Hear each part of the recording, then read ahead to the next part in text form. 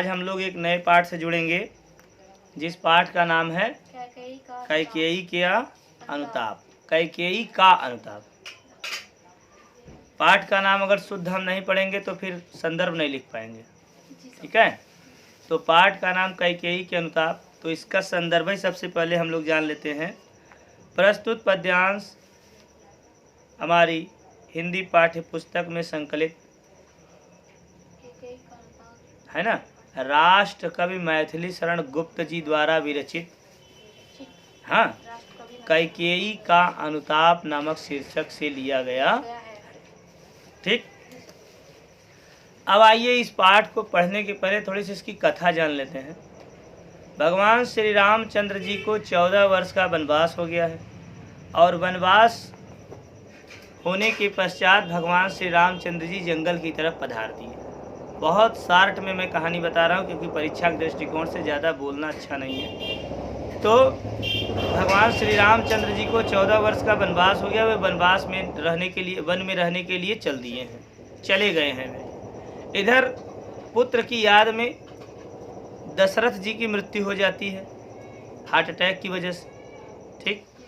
और दशरथ जी की मृत्यु हुई है। 2 लड़के भगवान श्री रामचंद्र जी और लक्ष्मण जी चले गए हैं वन को। और जो 2 छोटे पुत्र थे, शत्रुघ्न और भरत और शत्रुघ्न, ये दोनों उस समय ननिहाल में थे। स्थिति बड़ी जटिल है। पिता का अंतिम संस्कार करने के लिए कोई नहीं है। तब भरत और शत्रुघ्न को ननिहाल से बुलाया जाता है किसी कारणवश कह करके। जब भरत और शत्रुघ्न ननिहाल से आते हैं, तब जब देखते हैं कि यहाँ पर तो पिताजी की मृत्यु का सवाल खड़ा हुआ, तब वे स्थिति का जायजा लेते हैं। उन्हें पता चलता है कि बड़े भाई भगवान श्री रामचंद्र जी और लक्ष्मण जी को वनवास और मुझे 14 वर्ष, मुझे अयोध्या का राज तिलक, और इन सब के पीछे अगर किसी का हाथ है तो माता कैकेयी का हाथ है। भरत को बड़ी आत्मग्लानि होती है, बहुत तकलीफ होता है भरत को। अब यहाँ पर जब कथा आगे बढ़ती है, भरत अपनी माता से मिलते हैं। पूरा सब पहले से ही वे जान रहते हैं। बहुत उनको चिंता होती है और माता को भला बुरा वचन कहते हैं। जैसे तैसे करके पिता श्री दशरथ जी का अंतिम संस्कार करते हैं। अंतिम संस्कार करने के पश्चात, पूरा क्रियाकर्म करने के पश्चात, जब वे श्राद्ध पूरा एकदम क्रियाकर्म कर लिए, जब वे खाली हुए, तब उनकी पहली प्राथमिकता सामने आ रही है। और इस प्रसंग में वे सभा में उपस्थित गुरुजन सबसे कहते हैं कि यह जो राजपद मिला है मुझे, मैं इसका उत्तराधिकारी, मुझे इसकी कोई लालसा नहीं है। बड़े भाई श्री रामचंद्र जी का ही यह राज्य है और इस राजतंत्र की कड़ी को टूटने से मैं बचाऊंगा और भैया को मना करके फिर से घर लाऊंगा। और वे चल देते हैं कहाँ? वन की तरफ भगवान श्री रामचंद्र जी को मनाने। इधर वन को मनाने के लिए वे जा रहे हैं, भगवान श्री राम वन के लिए जा रहे हैं। इधर केवल भरत ही नहीं, भरत के साथ पूरी अयोध्या नगरी, अयोध्या का पूरा साम्राज्य, अयोध्या की पूरी प्रजा और गुरु तथा तीनों माताएं सब चल दिए।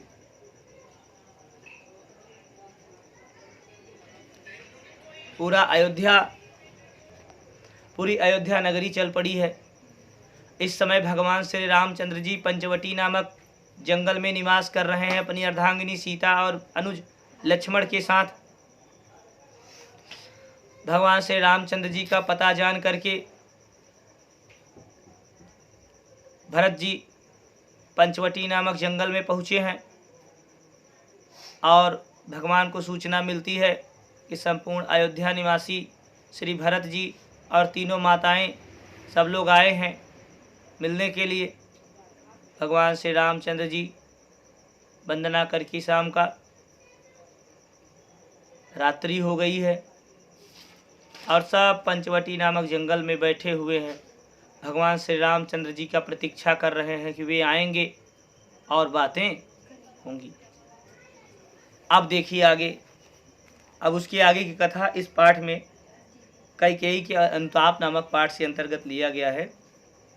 लिखा है, तदंतर बैठी सभा उटज के आगे, नीले बितान के तले दीप बहु जागे, टकटकी लगाए नयन सुरों के थे वे, परिणाम उत्सुक उन भयातुरों के थे वे। उत्फुल्ल करौंदी कुंज वायु रह रह कर, करती थी पुलक पूर्ण मह मह कर। वह चंद्रलोक था वहाँ कहाँ चांदनी वैसी, प्रभु बोले गिरा गंभीर निधि जैसी। आप ध्यान दीजिएगा, बड़ा ही मार्मिक प्रसंग है। लिखा है कि प्रस्तुत पद्यांश में पंचवटी नामक जंगल में जहाँ पे भगवान निवास कर रहे हैं, उस जंगल की प्राकृतिक मनोहारी छटा का वर्णन किया जा रहा है। इस पद्यांश में प्रकृति के सौंदर्य का एकदम सुंदर वर्णन उस क्षण का है जब भरत सहित संपूर्ण अयोध्यावासी श्री रामचंद्र जी से भेंट करने हेतु रात्रिकालीन सभा आयोजित किए हुए हैं। और आगे देखिए क्या लिखा है, तदंतर इसके पश्चात, तदंतर मतलब इसके पश्चात मतलब बाद, इसके बाद सभा उटज के आगे बैठी। उटज मतलब होता है कुटिया। किस कुटिया?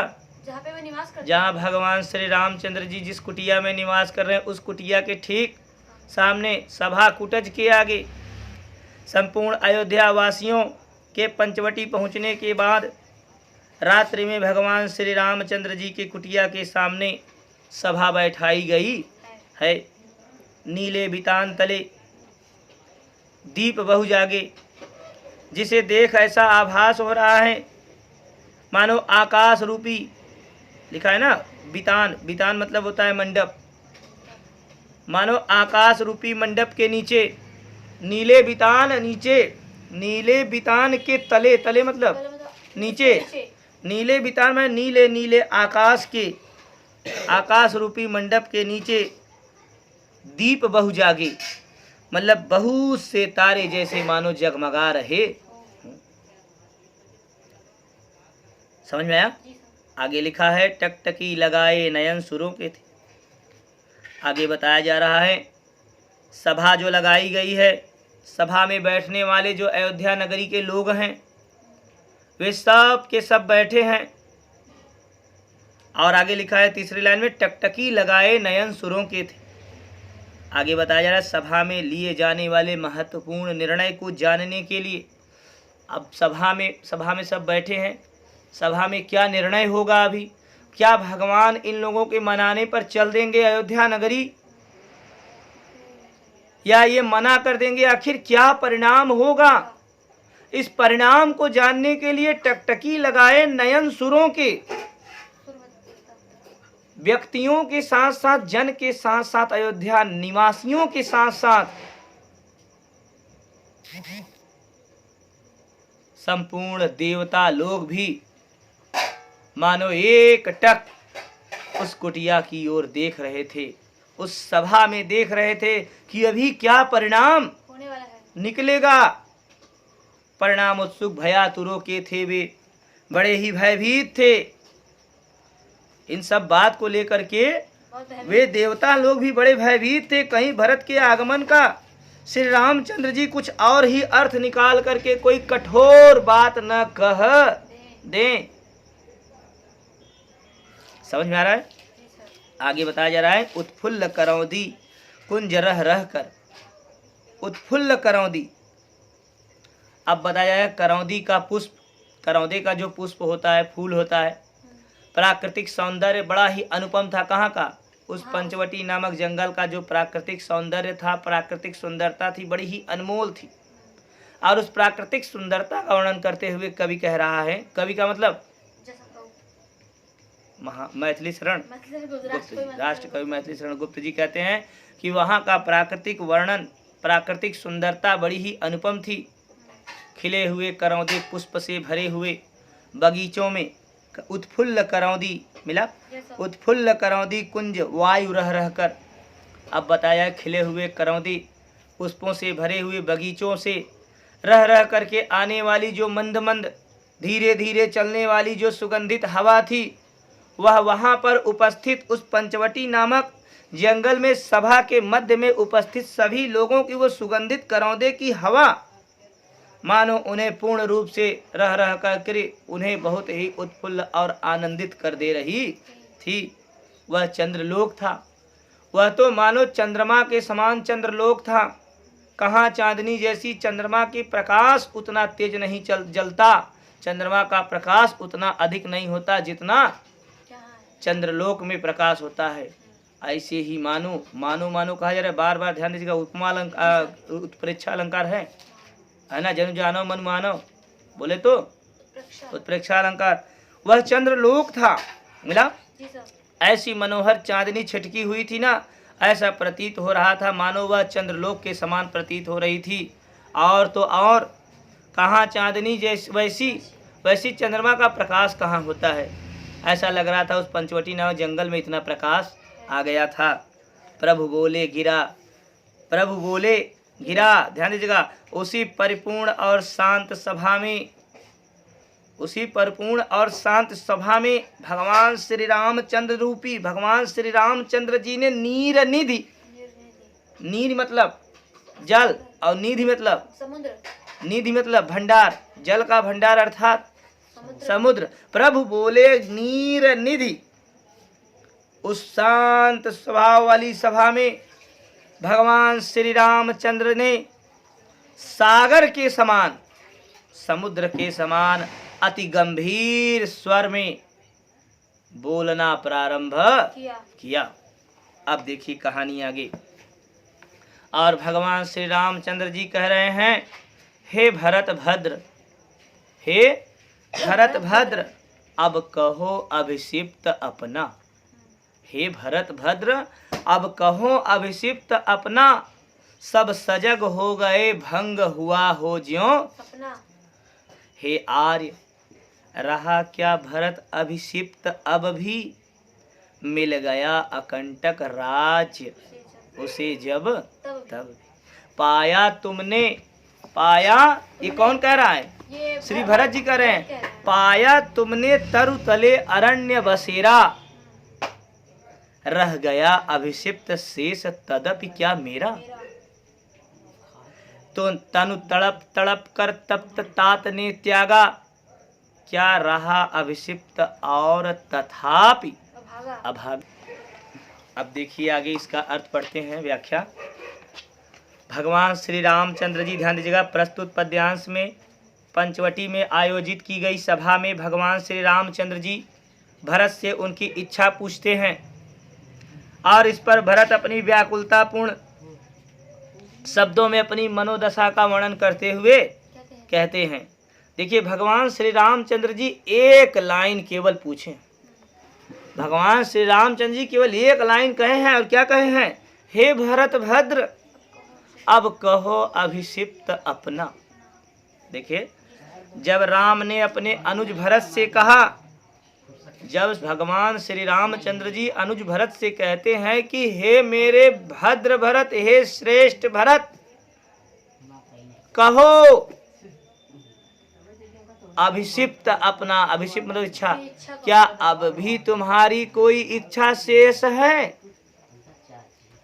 अरे अब कहो अभिषिप्त अपना।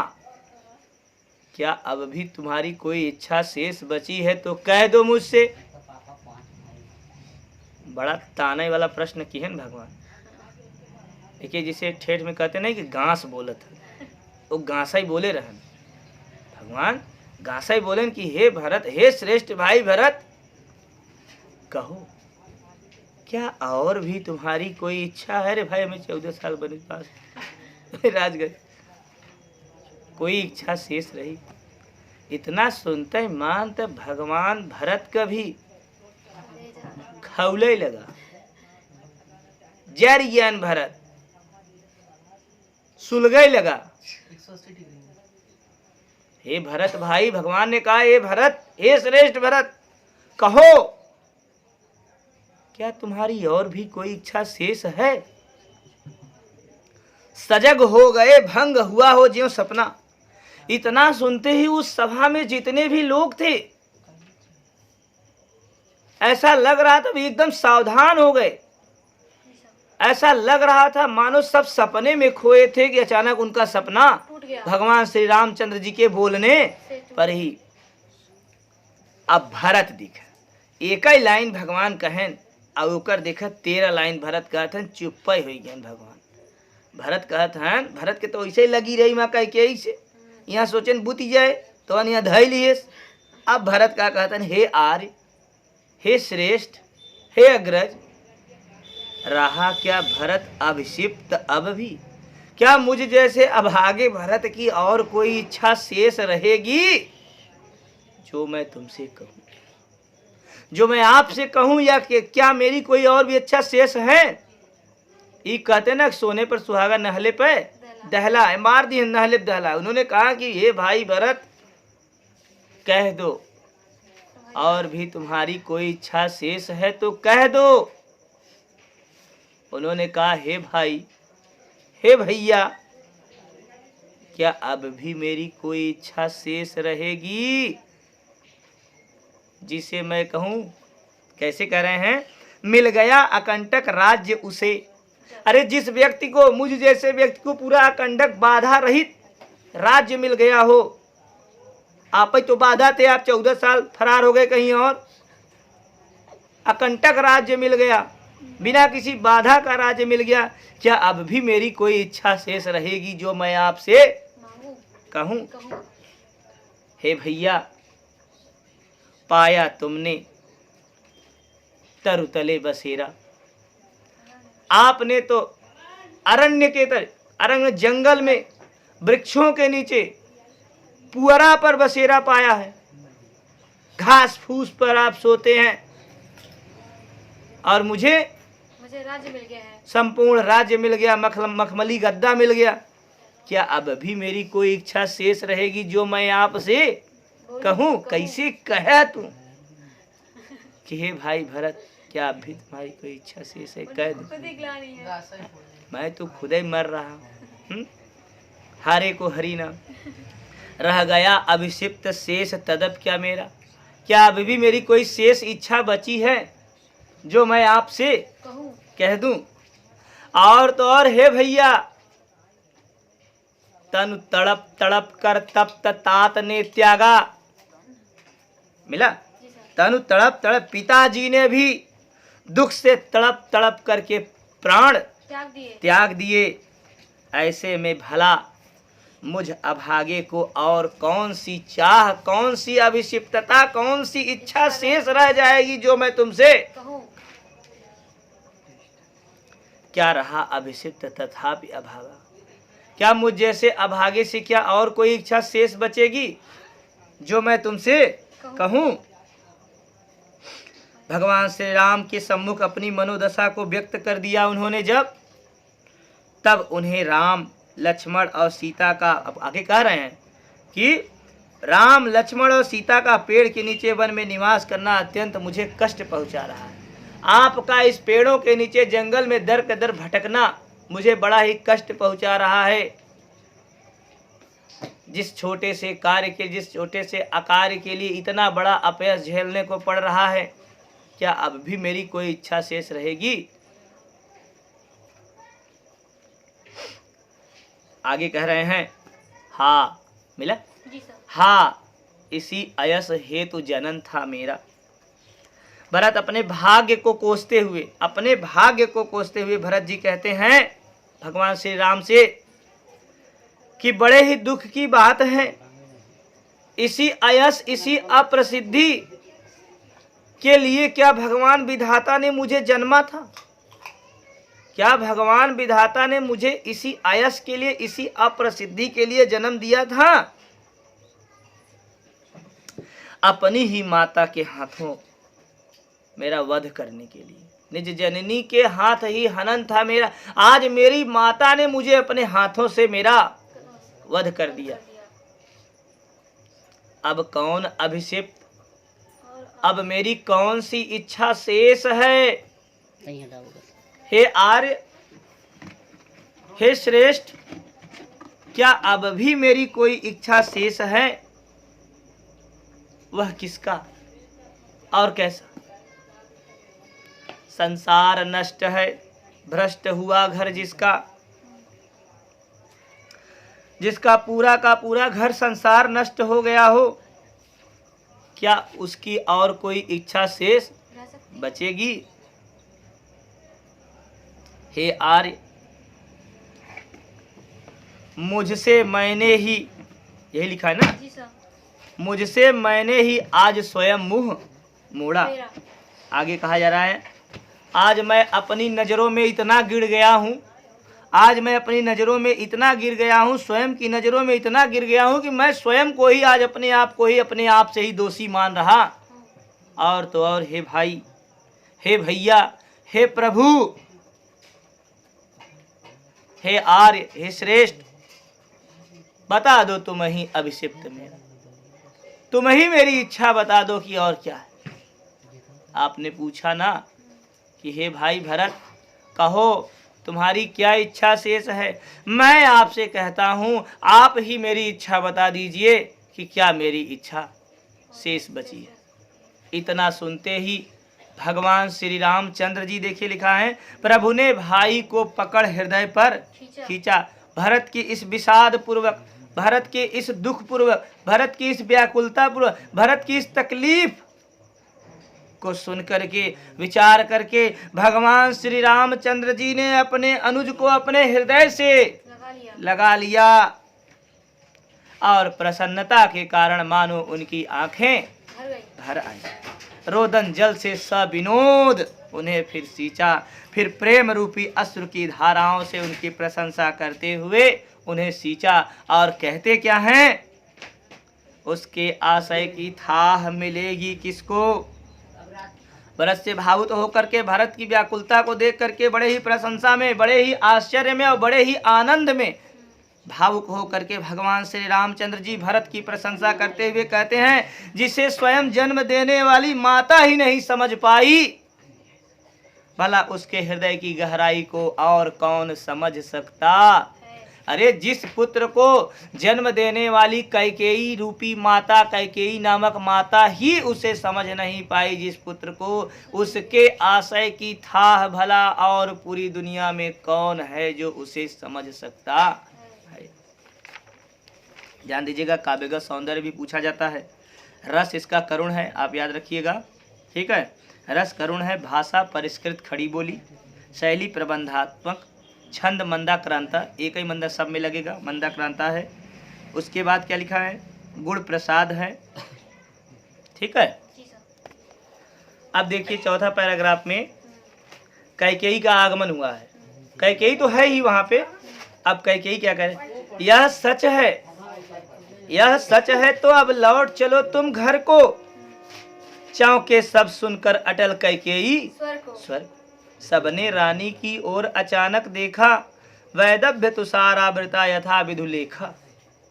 बैठी थी अचल तथापि असंख्य तरंगा, वह सिंही अब थी हाहा गोमुखी गंगा। हा जनकर भी मैंने भरत को जाना, सब सुन ले तुमने स्वयं अभी यह माना। यह सच है तो फिर लौट चलो घर भैया, अपराधीन मैं हूँ तात तुम्हारी मैया। यह सच है तो अब लौट चलो तुम घर को। इस पद्यांश में राम की बात सुन करके माता कैकेयी स्वयं को दोषी सिद्ध करते हुए अयोध्या लौट चलने के लिए प्रभु श्री रामचंद्र से और कहती है कि यह सच है। राम की बात को सुन करके भरत को स्वयं उसकी माता भी न पहचान सकी। राम ने यही कहा ना, अरे जिस भरत को जन्म दे करके उसकी माता ही नहीं जान पाई, भला उसके आशय की थाह इस दुनिया में और कौन है जिसे मिले। अगर ये बात सही है कि मुझ जननी ने अपने भरत को जन करके जान नहीं पाई, अगर ये बात सत्य है तो हे भैया लौट चलो तुम घर। तुम घर के लिए प्रस्थान करो। चौके सब सुनकर अटल कैकेयी स्वर, कैकेयी के अटल स्वर को, कैकेयी का अटल स्वर मतलब समझते हैं? कैकेयी जो भी बोलती थी एकदम अटल बोलती थी, बिंदास बोलती थी। बिना रुके। हाँ, और वो होना चाहिए, इतनी जिद्दी थी कैकेयी। चौके सब सुनकर अटल कैकेयी स्वर को, कैकेयी के इस अटल स्वर को सुनकर के मानो संपूर्ण जितने भी सभा में व्यक्ति थे सब क्या हो गए? चौंक पड़े, सब विस्मित हो गए। अचानक उनकी ओर देखने लगे। देखिए, सबने रानी की ओर अचानक देखा, सबने महारानी कैकेयी की ओर देखा अचानक कि यह किसने बोला, किसने बोला। तब उन्हें पता चला कि यह कैकेयी ने बोला, है ना। वैदव्य, देखिए आगे लिखा है वैदव्य तुषार आवृता। उस समय विधवा, वैदव्य मतलब विधवा, दशरथ मर गए हैं ना। जी सर। अब देखिए दशरथ का देहांत हो गया है तो कैकेयी विधवा हो गई है, सफेद साड़ी में है। तो कहा जा रहा है उस समय विधवा रूप में श्वेत वस्त्र धारण किए हुए कैकेयी ऐसी प्रतीत हो रही है मानो कुहरे की चांदनी ने उसे ढक लिया हो। तुषार आवृता, देखिए लिखा है विदुलेखा, मिला चंद्रमा की रेखा चांदनी, मानो कुहरे ने चंद्रमा को क्या कर लिया है? घेर लिया है। ढक लिया है। बैठी थी, मिला बैठी थी तथापि असंख्य अचल तरंगा, स्थिर बैठी होने के बाद भी उसके मन में विचारों की अनगिनत तरंगें उठ रही। थी। किसके? कैकेयी के। कैकेयी के। अब आगे लिखा है वह सिंही अब थी अह गोमुखी गंगा। कभी सिंहनी के समान, कभी शेरनी के समान प्रतीत होने वाली रानी कैकेयी आज दीनता के भावों से भरी है। आज वह गंगा के समान शांत, शीतल और पावन सी प्रतीत हो रही। वही कैकेयी जो शेरनी की तरह लड़ती थी, आज वह कैकेयी गंगा के समान शीतल, शांत और पावन सी प्रतीत होकर के एक जगह पर आश्रित। आगे कैकेयी कहती है, हाँ जनकर भी मैंने न भरत को जाना। सब लोग सुन लें, सब लोग सुन लें, सब लोग सुन लें। लिखा है ना कि हाँ जनकर भी मैंने भरत को न जाना। मिला? हाँ हाँ मतलब वो स्वीकार कर रही है। हाँ जनकर भी मैंने भरत को न जाना। अरे मैंने भरत को, जनकर मतलब जन्म दे करके भी, जन्म दे करके मैंने भरत को नहीं जाना।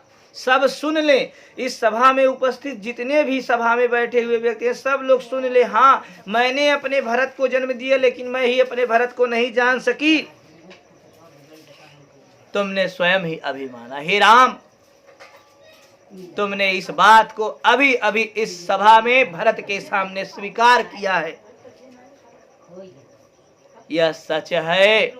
अगर यह बात सत्य है, अगर यह बात सच है कि मैंने अपने भरत को जन्म दे करके उसे नहीं जान पाई, उसके आशय की थाह को माप नहीं पाई, अगर यह बात सत्य है तो हे प्रिय पुत्र राम, लौट चलो तुम अयोध्या को, लौट चलो तुम घर को, क्योंकि अपराधीन मैं हूँ। हे तात, हे पुत्र, तात मतलब पिता भी होता है, तात मतलब पुत्र भी होता है। हे पुत्र राम, क्योंकि अपराधिनी तो मैं हूँ। इन सब के किए कराए पर मैंने ही सब पानी फेरा है, मैं ही इसकी जन्मदात्री हुई इन सब परपंच की, मैं अपराधिनी हूँ। पुत्र तुम्हारी मैया, तुम्हारी माँ कैकेयी ही सब अपराधिनी है। अगर ये बात सच है कि मैंने अपने भरत को जन करके भी भरत को जान न पाई तो तुम लौट चलो घर को। अब कैकेयी देखिए एकदम सरेंडर हो गई है। कैकेयी आत्मसमर्पण भाव से कैकेयी कह रही है कि दुर्बलता क्या ही से विशेष चिन्ह शपथ है। ये महिलाओं के लिए कह रही है कि दुर्बलता का ही चिन्ह विशेष शपथ है, पर अबला जन के लिए कौन सा पथ है। ये दुर्बलता का चिन्ह विशेष शपथ है, अंडरलाइन कर लीजिए, ये आता है परीक्षा में। कैकेयी देखिए भरत की सौगंध खाते हुए राम से कहती है, कैकेयी भरत का सौगंध, सौगंध मतलब उनकी कसम, कसम, कैकेयी भरत का कसम खाते हुए कहती है राम से, कि सौगंध खाने से व्यक्ति की दुर्बलता प्रकट होती है। जब वो व्यक्ति असहाय होता है, कमजोर होता है, निर्बल होता है, दुखी होता है, व्याकुल होता है, चिंतित होता है और गंभीर होता है, तब उसके लिए केवल एक ही चारा होता है, कसम खाना। जब व्यक्ति एकदम दुर्बल होता है, निर्बल होता है, तब उसके लिए क्या होता है? कसम खाना ही सबसे बड़ी और आखिरी उम्मीद होती है कि मैं कसम खा के कहता हूँ मेरी बात स्वीकार कर ली जाए। कई कह रही है दुर्बलता का ही चिन्ह विशेष शपथ है। दुर्बलता प्रकट होती है अगर व्यक्ति कसम खा ले, परंतु अबला जन के लिए कौन सा पथ है? परंतु हम स्त्रियों के लिए इसके अतिरिक्त और कौन सा उपाय है जो आप मान लोगी? घर में देखा आज भी झगड़ा होता तो मेहरारू लप से कहते हम अपने लड़किया कवस खाए के कहते कि हम गलत ना बोले, कहते ना दुर्बलता का चिन्ह ही विशेष शपथ है, पर अबला जन के लिए कौन सा पथ है?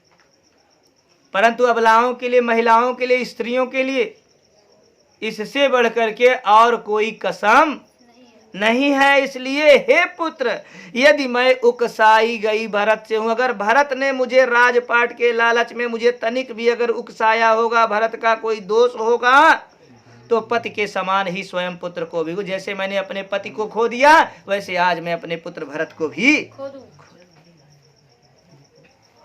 ठहरो, मत रोको मुझे, कहूं सो सुन लो। सभा में उपस्थित जितने भी लोग हो, आज मुझे कोई रोकना मत, कोई टोकना मत कि हे महारानी तुम क्या कह रहे हो, क्या नहीं, कुछ भी मत कहो और मत रोको मुझे। मैं जो कह रही हूं उसे तुम सुन लो। तुम सभा में उपस्थित जितने भी लोग हो, जो मैं कह रही हूं उसे सुन लो और पाओ यदि उसमें सार। मेरे द्वारा कहे गए वचनों में, मेरे द्वारा कहे गए यथार्थ बातों में अगर जो कुछ भी ग्रहण करने लायक हो उसे तुम लोग ग्रहण कर लो। पाओ यदि उसमें सार तो उसे चुन लो। मैं जो कुछ भी कह रहा हूं अगर उसमें तुम्हें कुछ भला लगे, कुछ अच्छा लगे, अर्थ वाली बातें लगे, तो उसे तुम लोग करके पहाड़ सा पाप, मैं पहाड़ जैसा पाप कर ली हूं, मैं पहाड़ जैसा पाप कर ली हूं, तो क्या राई भर के लिए सरसों के दाने के बराबर भी क्या मैं पछताऊं ना? मैंने पहाड़ जैसा पाप किया है। हे पुत्र, जिसे अपनी आंखों में बिठा करके रखना चाहिए, ऐसे पालनहार पुत्र राम को 14 वर्ष का वनवास धारण करा दिया। पहाड़ जैसा मैंने पाप कर दिया, क्या राई भर भी, तिल भर भी, सरसों के दाने के आकार के बराबर भी मैं क्या पछतावा थी स नक्षत्र। देखिए आगे लिखा है, थी स नक्षत्र शशि निशा ओस टपकाती। रानी कैकेयी अपने अनुचित भरे अयोध्या, अनुचित मांग से पूरे अयोध्या, वहां के निवासियों का जीवन अस्त व्यस्त कर दिया था। इस पर देखिए क्या कहा जा रहा है। 4 बजे से 7 बजे तक या 7 बजे से आगे देखिए लिखा है कि थी स नक्षत्र शशि निशा ओस टपकाती। कैकेयी के यह सब कहने के दौरान मानो तारों से भरी चांदनी रात ओस के रूप में अपनी अश्रु बरसा रही थी। कैकेयी के कहे गए शब्दों के दौरान तारों से भरी हुई चांदनी मानो रात ओस के रूप में अपनी अश्रु जल की धाराओं को टपका रही थी, है ना। उल्का सी रानी दीप्त दिशा करती थी। उल्का का मतलब होता है अग्नि का पिंड ना? हाँ, अब देखिए आगे लिखा है कि उल्का एक टूटकर गिरने वाला तारा होता है, उसी का नाम उल्का होता है ना। तो आगे देखिए लिखा है कि कहा जा रहा है कि उसके इस नए इस रूप को देख करके, किसके नए रूप को देख करके कैकेयी करें, उल्का सी रानी दिशा दीप्त करती थी। वह उल्का पिंड के समान रानी आज पूरी दिशाओं को क्या कर रही थी, अपने द्वारा कहे गए अभिषिक्त बातों से चमका दे रही थी। सब में भय, विस्मय और खेद भरती थी। जिस प्रकार से उल्का कहते हैं जब टूटता हुआ तारा दिखाई पड़ता है तो कुछ न कुछ अपशगुन होता है, आज वह उल्का सी रानी पूरी दिशा को दीप्त करते हुए ऐसा प्रतीत कर रही थी मानो सब में भय मतलब डर, विस्मय मतलब आश्चर्य और खेद मतलब दुख प्रकट करती थी। आगे कैकेयी देखिए कह रही है, बड़ा ही मार्मिक प्रसंग है। कैकेयी आगे कह रही है कि प्रस्तुत पद्यांश में कैकेयी राम को वनवास भेजने के लिए स्वयं को दोषी ठहराते हुए भगवान से कहती है कि क्या कर सकती थी मरी मंथरा दासी, क्या कर सकती थी मरी मंथरा। अरे भाई, कैकेयी को बहकाने वाली कौन थी? मंथरा नामक एक छोटी सी दासी थी, जिसका कोई वजूद, जिसका कोई अस्तित्व नहीं था, तो खुद तुच्छ थी। रानी कैकेयी कह रही है कि क्या कर सकती थी मरी मंथरा दासी, मेरा ही मन रह सका न निज विश्वासी। जल पंजर गत अब अरे अधीर अभागे, वे ज्वलित भाव थे स्वयं मुझी में जागे। हाँ, आगे कह रही है, क्या शेष बचा कुछ न जन्मे, पर था केवल क्या ज्वलित भाव ही मन में। देखिए लिखा है शुरू से, कह रही है कि क्या कर सकती थी मरी मंथरा दासी। कैकेयी अपनी दासी जो उसके साथ रहा करती थी, कैकेयी मंथरा को निर्दोष बताते हुए कहती है, मंथरा दासी को निर्दोष बताती है कैकेयी, और कहती है कि मंथरा तो एक साधारण सी केवल दासी थी, उसकी क्या औकात थी जो मुझे बहका देती, वह मुझे बहकाई होकाई नहीं। मंथरा की इतनी औकात नहीं थी कि मुझ कैकेयी को बहका दे। क्या कर सकती थी मरी मतलब वो तुच्छ।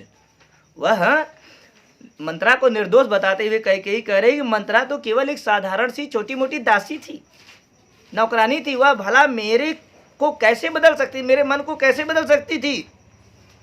बल्कि हे पुत्र राम, सच तो यह है कि स्वयं मेरा मन ही अविश्वासी हो गया था, स्वयं मेरा मन ही विश्वास करने लायक नहीं था, मेरा मन ही तुच्छ हो गया था, जिसने ऐसा अघोर अनिश्चित कार्य कर। ये बात सत्य है। कहते हैं कि उसने हमको बहकाया, अरे वो कितना भी बहकाए, लाख बहकाए, करोड़ बार आपको बहकाए, आप अपने आप पर विश्वास रखो, फिर देखो निज विश्वास से व्यक्ति बड़े से बड़ा कार्य कर जाता है, निज अविश्वास से व्यक्ति छोटे से छोटा कार्य भी उसके लिए भारी पड़ जाता है। कह रही है क्या कर सकती थी मरी मंथरा दासी, मेरा ही मन रह सका न विश्वासी। मंथरा दासी की इसमें कोई गलती नहीं है, वो तो एक साधारण सी दासी थी। असल बात तो यह है, सच बात तो यह है कि स्वयं आज मेरा मन ही विश्वास, मेरे मन ने मेरे ऊपर विश्वास, जिससे यह आगे कह रही है, जल पंजर गत अब अरे अधीर अभागे। अपने मन को अधीर और अभागा मानते हुए कैकेयी अपने अंतर मन को, अपने अंतर मन की मेरे शरीर में स्थित है, मैं अपने अंतर मन की ओर इशारा करते हुए कहती है, अपने आप को अभागा करते हुए कहती है, अपने आप को पछताते हुए कह रही है कि वे ज्वलित भाव थे स्वयं मुझी में जागे। वे ज्वलन की भावना, वे ईर्ष्या की भावना, हे पुत्र तुम्हारे प्रति वो मेरे हृदय में ही जगा था। इसमें रानी कैकेयी का कोई दोष, इसमें दासी मंथरा का इसमें कोई दोष, ये सब किए कराए की जड़ मैं हूं। क्या शेष बचा कुछ न जन्मे। आगे कह रही है, प्रश्न पूछते हुए कह रही है कि क्या अब कुछ भी शेष नहीं बचा है, कुछ मूल्य नहीं वात्सल्य मात्र क्या मेरा, क्या मेरे मन के वात्सल्य भाव, वात्सल्य माने पुत्र का स्नेह, पुत्र का प्रेम रूपी कुछ मूल्य, कुछ भाव अब भी बचा नहीं है। किंतु हाय, आज स्वयं मेरा पुत्र ही मुझे पराये की तरह व्यवहार कर रहा है। पर क्या आज अन्य सा हुआ वत्स मेरा, आज जिस पुत्र के लिए मैंने इतना सब कार्य कर डाला, आज वही पुत्र मुझे मेरा नहीं बल्कि अपना नहीं बल्कि पराये जैसा बिहेव कर रहा है, व्यवहार कर रहा है। मेरा पुत्र थूके। अब कैकेयी देखिए एकदम झकझोर देने वाली बात कह रही है। कह रही है थूके मुझ पर त्रैलोक के भले ही थूके। मैंने इतना घोर पाप कर लिया है, इतना कठिनतम पाप कर लिया जिसकी भरपाई करना नामुमकिन है, असंभव है। चाहे पूरा का पूरा संसार मेरे ऊपर थूके, माने मेरी घोर निंदा करे, और तो और जो कोई कुछ भी कहना चाहे सब कह डाले। छीने न मातृ पद किंतु भरत का मुझसे, परंतु मेरी माता का पद, मेरे पुत्र भरत से मेरी माता का पद कोई छीने, मेरे ऊपर थूके, मेरे ऊपर मुझसे ईर्ष्या करे, मुझसे जलन करे, मेरे ऊपर मेरी निंदा करे, मेरी बुराई करे, सब कुछ करे, यह पूरा का पूरा लोक नहीं बल्कि त्रैलोक, तीनों लोक मेरी निंदा करे, मेरी बुराई करें। मैंने ऐसा घोर पाप किया है, इस पाप की जड़ मैं ही हूँ। जो जो कुछ भी कहना चाहे सब कह ले, लेकिन मेरा माता का पद मेरे पुत्र भरत से कोई न छीने। हे राम, हे पुत्र राम, दुहाई करूं और क्या तुझसे। हे पुत्र राम, आपसे और मैं दीनता भरे क्या वचन बोलूं। मैं सिर्फ यही कहना चाहती हूं कि मैंने इतना घोर पाप किया है, उसकी जो सजा, उसका जो कोई भी सजा देना है दे दो, यह संसार मुझे दे दे, लेकिन मेरी माता का पद मेरे पुत्र भरत से न छीने, यही मेरी तुमसे निवेदन है। सरल है ना। अब देखिए लिखा है, बड़ा ही मार्मिक प्रसंग अब चलने वाला है। लिखा है, कहते आते थे यही सभी नरदेही, माता न कुमाता पुत्र कुपुत्र भले ही। अब कहें सभी यह हाय विरुद्ध विधाता, है पुत्र पुत्र ही रहे कुमाता माता। बस मैंने इसका बाह्य मात्र ही देखा, दृढ़ हृदय ने देखा, मृदुल गात्र ही देखा, परमार्थ न देखा, पूर्ण स्वार्थ ही साधा। इस कारण ही तो हाय आज यह बाधा। युग युग तक चलती रहे कठोर कहानी, रघुकुल में भी थी एक अभागिन। 2010-2008 में शानदार तरीके से पूछा है। अब देखिए आगे लिखा है, सूरज कुमार ध्यान दो। प्रस्तुत पद्यांश में कैकेयी स्वयं को धिक्कारते हुए, प्रस्तुत पद्यांश में कैकेयी स्वयं को धिक्कारते हुए भरत के हृदय को न समझ पाने की असमर्थता को व्यक्त करते हुए भगवान श्री रामचंद्र जी से कहती है, और ध्यान देगा, आत्मग्लानि में डूबी हुई कैकेयी कहती है कि अभी तक तो मानव जाति में यही कहावत प्रचलित थी कि पुत्र कुपुत्र भले ही हो जाए, लेकिन माता कभी कुमाता नहीं हो सकती। पुत्र कुपुत्र भले ही हो जाता है, लेकिन माता कभी कुमाता नहीं होती। लेकिन लिखा है, माता न कुमाता पुत्र कुपुत्र भले ही, पूत कपूत के का धन संचय।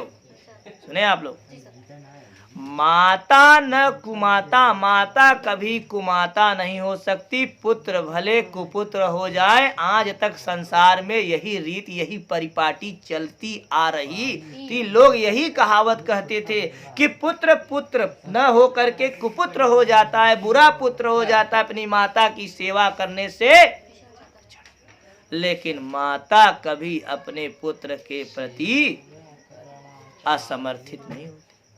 माता कुमाता नहीं होती, पुत्र भले ही कुपुत्र हो जाता है, लेकिन है पुत्र पुत्र ही। आज वह पुत्र पुत्र ही है, वह पुत्र पुत्र ही है, लेकिन मैं माता नहीं रह सकती, माता नहीं रह पाए, मैं माता कुमाता हो गई। मैं माता कुमाता, तभी ना ऐसे कार्य कर दिए। बस मैंने इसका बाह्य मात्र ही देखा, अपने भरत को संबोधित करते हुए करे, मैंने इसका केवल बाहरी मन देखा, बाहरी बातें केवल देखी, इसका हृदय का स्पर्शन मैं कर नहीं पाई। दृढ़ हृदय ने देखा, मृदुल गात्र ही देखा, दृढ़ हृदय इसका नहीं देख पाई, केवल और केवल इसका मृदुल गात ही शरीर ही देखा, कोमल शरीर ही देखा, परमार्थ न देखा, परम सत्य को न देखा, केवल और केवल अपने स्वार्थ को ही सिद्ध किया। इस कारण ही तो हाय आज यह बाधा, यही कारण है कि आज ऐसी बाधा, ऐसी विघ्न आ पड़ी है। इसका कारण केवल और केवल मैं हूँ। परमार्थ न देखा। युग युग तक चलती रहे कठोर कहानी। आज मैंने ऐसा अयस कर दिया, ऐसा अपयस कर दिया, ऐसा पाप कर दिया है कि युगों युगों तक यह कहानी प्रचलित होगी और चलती रहेगी कि रघुकुल में भी एक अभागिन रानी थी जिसने पूरे रघुवंश का सर्वनाश कर दिया। युगों युगों तक ये कहानी चलती रहेगी। निज जन्म जन्म में सुने जीव यह मेरा, धिक्कार उसे था महास्वार्थ ने घेरा। कैकेयी पश्चाताप व्यक्त करते हुए कह रही है कि अब तो जन्म जन्मांतर तक मेरी आत्मा यह सुनने के लिए विवश होगी। एक जन्म में नहीं बल्कि जीवन भर जन्म जन्मांतर तक मेरी कथा, मेरी बातें यह दुनिया कहती चली आएगी। क्या कि रघुकुल में भी थी एक अभागिन रानी। धिक्कार उसे था महास्वार्थ ने घेरा। आगे कैकेयी कह रही है कि अयोध्या की रानी को महान स्वार्थ ने घेरा था। जहां अपने पराये का बात आ जाता है वहां का प्रेम टूट जाता है। आजकल घर परिवार में देखिए यही सब होता है। ये मेरा है, ये तेरा है, ये तेरा मेरा का चक्कर उसे घन चक्कर बना देता है। कल सूरज बात कर रहे थे कि आपके सामने वाला जो महाजन है, सेठ, बड़ा अमीर है। यही कह रहे थे ना सूरज, कल कह रहे थे कि बड़ा अमीर है आपके सामने वाला सेठ, 3 तल्ला बनवा लिया है। मैंने इनसे धीरे से इनके कान में कहा 1 रुपया वो लेके जाएगा? मरने के बाद क्या वो 1 रुपया लेके जाएगा?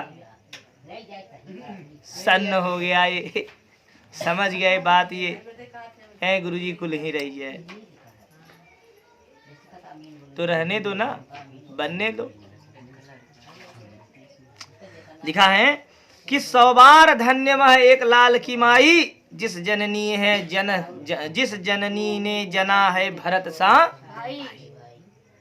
आगे देखिए लिखा है कैकेयी की इन बातों को सुन करके भगवान श्री रामचंद्र जी, देखिए लिखा है कैकेयी की इस बात को सुन करके भगवान श्री रामचंद्र जी सहित सभी सभा ने, भगवान श्री रामचंद्र जी के साथ सभी सभा ने, सभा में उपस्थित सभी लोगों ने कहा 100 बार धन्य है वह एक लाल की माई, वह एक लाल की माई, वह एक भरत की माँ। एक बार नहीं बल्कि 100 बार धन्य है जिसने भरत जैसे पुत्र को अपने कोख से जन्म। पागल सी प्रभु के साथ सभा चिल्लाई जब भगवान ने कहा कि 100 बार, एक बार नहीं बल्कि वह माता एक बार नहीं बल्कि 100 बार धन्य है, उसे 100 बार नमन है कि जिस माता ने अपने कोख से भरत जैसे पुत्र को जन्म दिया है। इतना सुनते ही देखिए अगर पागल सी प्रभु के साथ सभा चिल्लाई, प्रभु के साथ भगवान श्री रामचंद्र जी के साथ संपूर्ण सभा भी चिल्लाने लगी कि 100 बार धन्य वह एक लाल की माई जिसने जना भरत सा भाई। पागल सी प्रभु के साथ सभा चिल्लाई। हाँ लाल, हाँ उसे भी आज मैंने गंवाया। अब देखिए सभासदों की बात को सुन करके, सभा में उपस्थित सभी लोगों की बातों को सुन करके रानी कैकेयी फिर प्रतिक्रिया दे रही, अपनी फिर बातों को संबोधित करते हुए कह रही, हाँ मैंने भरत जैसे अमूल्य पुत्र को जन्म दिया है, फिर भी आज मैंने उसे खो दिया। मेरे द्वारा किए गए अपयस, मेरे द्वारा किए गए ऐसे पाप रूपी कर्म के आधार पर इतने मूल्यवान पुत्र को जिसको मैंने जन्म दिया, आज उस पुत्र को भी मैं खो दिया। विकराल कुयस ही कमाया मैंने इस धरती पर उपस्थित होकर के। आज तक मैंने कुछ कमाया तो केवल और केवल अप्रसिद्धि, अपयस और पाप ही, और कुछ मैं कमा।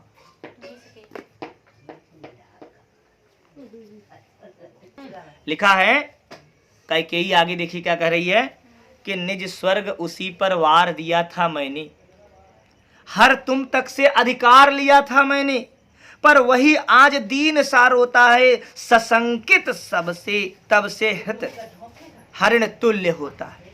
श्रीखंड आज अंगार चंड है मेरा, तो इससे बढ़कर कौन दंड है मेरा। पटके मैंने पद पाणी मोह के नद में, जन क्या क्या करते नहीं स्वप्न में और मद में। मद में। देखिए प्रस्तुत पद्यांश में कैकेयी भगवान राम के सामने अपनी एवं भरत की दीन दशा का वर्णन करते हुए कह रही है कि निज स्वर्ग उसी पर वार दिया था मैंने, पश्चाताप की अग्नि में जलती हुई महारानी कैकेयी भगवान श्री रामचंद्र जी से कहती है, ध्यान से सुनना, पश्चाताप की अग्नि में भगवान श्री रामचंद्र जी से माता कैकेयी कहती है कि मैंने अपने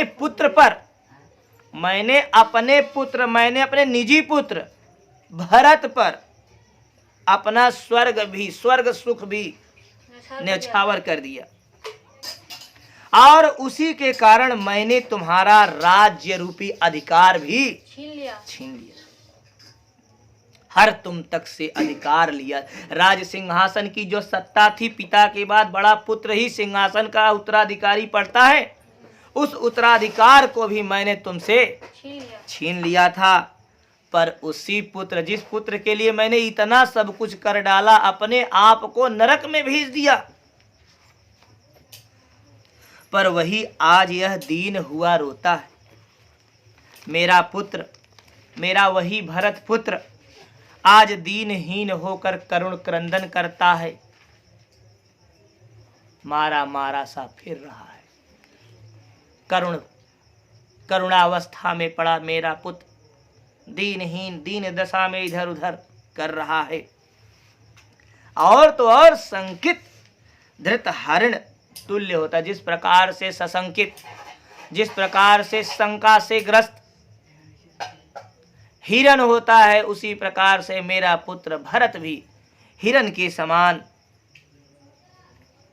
भयभीत सा दिखाई पड़ रहा है ना। आगे देखिए लिखा है कि श्रीखंड आज अंगार चंड है मेरा, चंदन के समान शीतल दिखने वाला मेरा पुत्र भरत आज जलते हुए अंगारे की समान प्रचंड रूप सा दिखाई पड़ रहा।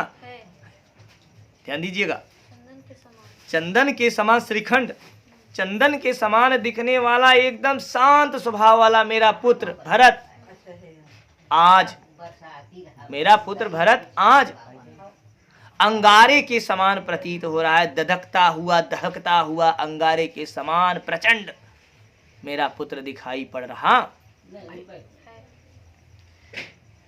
तो इससे बढ़कर कौन दंड है मेरा। महारानी कैकेयी कह रही है, मुझ अभागिन रानी के लिए, मुझ अभागिन माँ के लिए इससे बढ़कर के भला और कौन सा दंड है। हाय, वो हलो हाय वाला हाय ना है, दुख वाला हाय। हाय मतलब दुख हो रहा है उसे। हाय, पटके मैंने पद पाणी मोह के नद में, हे राम मैंने अपने हाथ पैर मोह रूपी नदी में फेंक दिए थे, पटक दिए थे, अर्थात राज्य के मोह में मैं फंस करके मैंने यह सब कार्य कर डाला। जन क्या क्या करते नहीं स्वप्न में मद में। मेरे कहने का यह ऐसा ही कार्य था, मेरा कार्य ऐसा ही था, मेरे द्वारा किया गया कार्य ऐसा ही था जैसे कोई व्यक्ति पागलपन में या स्वप्न में, सपने में व्यवहार करता है, वैसे मैंने स्वयं, वैसे मैंने वास्तविकता में सब कर डाला। अतः मेरे इस कार्य को पागलपन अथवा स्वप्न में किया गया कार्य समझ करके आप मुझे क्षमा कर दीजिए। हाँ, दंड कौन, क्या उससे डरूंगी अब भी। महारानी कैकेयी अंतिम में कह रही है कि मैंने इतना बड़ा पाप कर लिया है, इतना बड़ा पाप कर लिया है कि उसका दंड भी शायद मेरे लिए छोटा होगा, कम होगा। मिला। रानी कैकेयी भगवान श्री रामचंद्र जी के सामने अपनी पीड़ा को व्यक्त करते हुए कहती है, मेरे घोर अपराध हेतु जो भी दंड मुझे दिया जाएगा मैं उसे सहने के लिए तैयार हूं, लेकिन वह कम ही होगा। जो कोई दंड का प्रावधान किया जाएगा वह मेरे लिए कम होगा। मेरी दीनता पूर्वक याचना के स्वर को सुनकर यह न समझा जाए कि मैं दंड भोगने से भाग रही हूँ।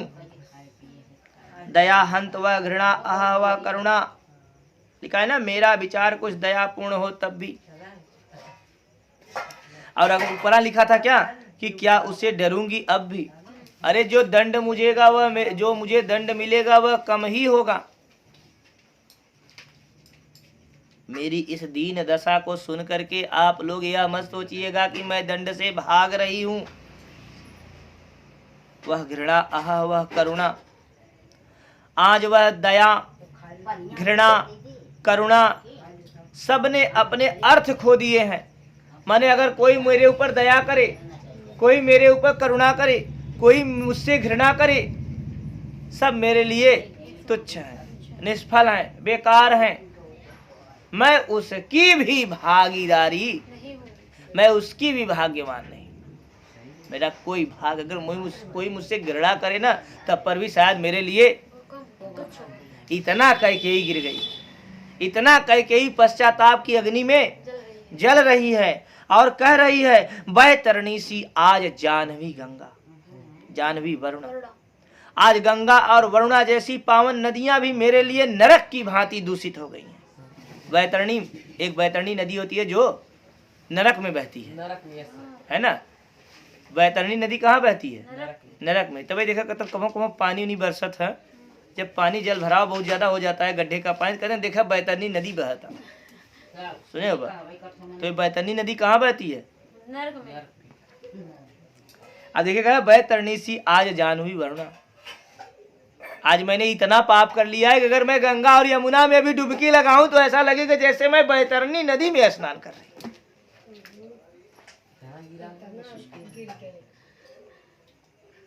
आया? मैं सभी सज्जन और प्रसिद्ध प्रबुद्ध लोगों से कहती हूँ कि मैं लंबी अवधि तक नरक भोग सह सकती हूँ, पर मुझे देखे लिखा है ना, सह सकती हूँ चिर नरक मुझे सुविचारी। इस सभा में उपस्थित जितने भी ज्ञानवान पुरुष हैं, जितने भी व्यक्ति हैं, सबसे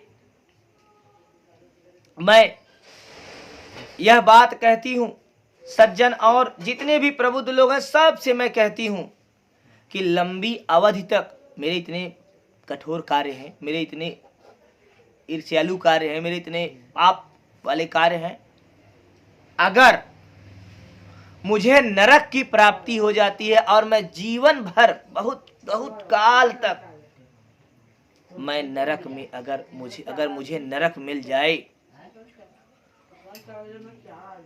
तब पर भी मुझे स्वर्ग की दया दंड से भारी। कई कह रही है कि लंबी अवधि तक अगर मुझे नरक का दुख भोगने को मिल जाए तो मैं उसे सह सकती हूँ, किंतु दया के साथ साथ मुझे अगर स्वर्ग मिल जाए तो यह याचना मुझसे सहा नहीं जाएगा, क्योंकि वह नरक की पीड़ा से कहीं बढ़ करके होगी। तभी न कहते थे कि दया मत करो, मार डालो। मार दो चलेगा लेकिन दया मत करो, न, जीवन भर मैं तुम्हारा ऋणी हो जाऊं। तभी ने कहा गया था कि मारने वाले से ज्यादा बचाने वाले का हक होता है। वो देवदत्त और सिद्धार्थ की कहानियां पढ़े, जो हंस को मारा देवदत्त और बचाया कौन? सिद्धार्थ।